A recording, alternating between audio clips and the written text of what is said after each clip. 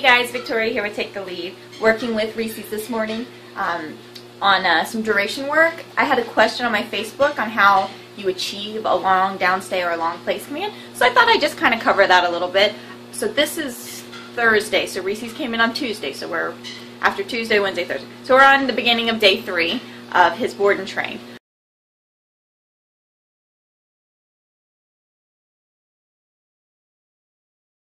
I've got him in the other room. He's doing a bit of a duration place command with some distractions going on. So let's go check that out. We've got Khaleesi getting her workout on the treadmill. Got my dogs out here in place. Leo, Mowgli in the dark corner, Ramsey's here, and Mr. Reese's. Yes. So the way that duration work works, nope, down. Yes.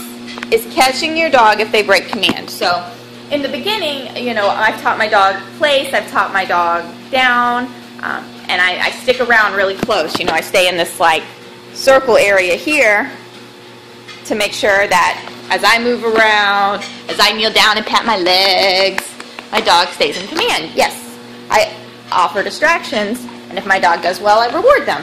That's the fun part. As your dog gets better at that, you'll see your dog, hey, he's learning, he's picking things up, you know, I'm doing things, I'm knocking on doors and ringing doorbells, and he's staying in place. Yes. But most importantly, beyond just rewarding him for doing a good job as you up distractions and you up challenges, is correcting him if he messes up. So a second ago, when I gave him a reward, he stood up. He got up and I said, note down, and he laid back down. He's at this point pretty good about going back to down with just the words. Before we did this, he would sit up and I would say no down, and I would take the leash and I'd give it a little pop and he'd lay back down. So leash corrections are a really important part of this. You know, your dog, if you're trying to get duration work done, your dog needs to have its leash on. Like when you're training, have your leash on your dog for the whole day. Obviously not unsupervised and not in the crate, but you know, when a dog's here, for example, if they're not in their crate or they're not outside playing, they're in a command and their leash is on, or they're walking with me and their leash is on. They don't lose the leash until we start getting to more advanced training during a board and train. And if we aren't, you know, with e-collar, and if we're not doing e-collar, I encourage my clients to have leash on in the house for quite a bit of time, because it's all about consistency. I want you to be able to walk with your dog, following you through the house without you holding the leash, going to commands without you guiding him with the leash. I want that leash to just be non-existent, and it's really just there if we need to give a correction.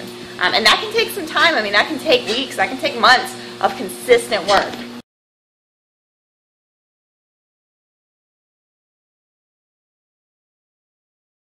Let's just kind of show you this guy. Another distraction. I touched the leash, I picked it up, I'm pulling it out, I'm acting like I'm walking away, but he didn't move. Yes, good boy. That's a really big cue for a dog when you pick up the lead and you're like getting ready to walk, but he's not moving. Yes, good boy. So that's a distraction you can apply. Let's go. The big thing is, nope, heel. Yes. So I'm asking my dog, first time with treadmill, asking my dog to you know, pay attention with something new. Place. Yes. Down. Yes. So again, he knows place and down. Yes. So I'm asked him to lay down in place, which means I want him to stay in that down position until I release him. If he sits up, I'm going to say no, give him a verbal or physical correction, and he'll lay back down. As the distractions get higher, your dog may need more of a correction. That's okay. We learn from our mistakes. They need the correction. So to get duration work, put your dog in a command. Give yourself probably something to do. I'm about to do dishes because I'm going to be here for a while, so I want him there for a while. If he sits up, I'm going to correct him and tell him to lay down again. If he gets up and walks off, I'm going to go get him, correct him for walking off, bring him back to where he left, and put him back into command. And I'll do that a lot. This is not like the second time this guy's done this. I do this every day. He does place command every day, and we work on it for, you know, 20 to 30 minutes at the least of duration work. And the cool thing is, yes, I probably had to correct him the first day a few times for breaking place, but now he knows. Regardless of distraction, I'm supposed to lay down.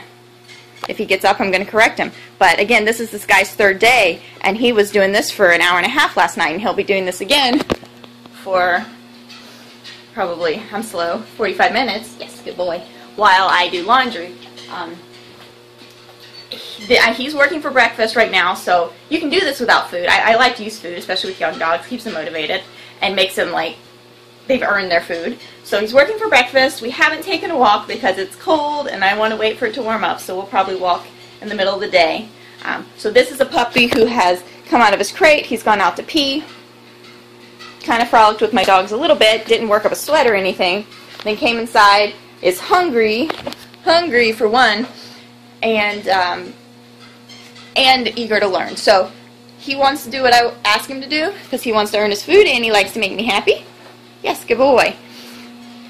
And I ask him to do this so I know he's not getting in my litter box or jumping on my dogs or getting in the garbage or counter surfing or anything like that. But the key, keep your leash on. You need that leash. Without the leash, you're chasing your dog around the house. You're going to be totally inconsistent. Consistency is key, and I want you to use the leash in the house for a while.